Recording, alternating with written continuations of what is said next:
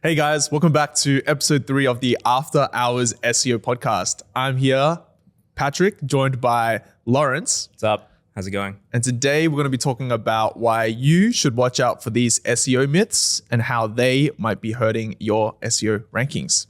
Myths. They're like Senate. Fuck. What am I even saying today? Let me start again. Let me say that again. Okay. Myths. They're like the mermaids. They're like the dragons out there. You can't follow them completely. We're here in the real world doing real SEO. So let's talk about that. That's right. And Lawrence and I have done a lot of SEO, so we hope we can save you some heartache and a lot of time and pain by telling you what works and what doesn't work in today's and what kind of works. Yeah, and what kind of works in today's 2025 SEO landscape. So, Lawrence, let's dive in. First of all, do you want to tell the viewers a little bit more about your favorite SEO myths? Maybe your top 3. So, top 3. Should I go through all of them one by one or just the top one? Maybe we'll do one at a time. Yeah. So top one, and I think this briefs in a lot of the discussion we'll be having, is that Google's guidelines are bullshit. So Google's guidelines are definitely something that to be followed. They're guidelines for a reason, but fundamentally I've seen a lot of people not follow those guidelines and do better.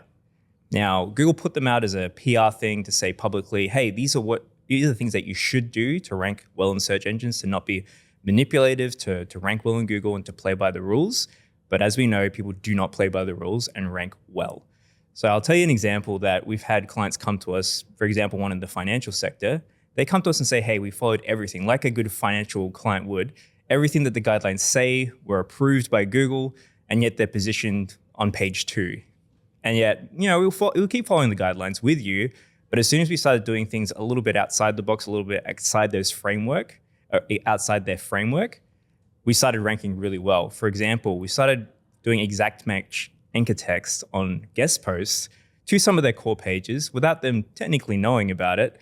And suddenly they're in the top 3 positions. They're getting a lot of leads and they're making hundreds of thousands of dollars. And they ask us why. It's like, well, you're following the guidelines initially, but now you're not.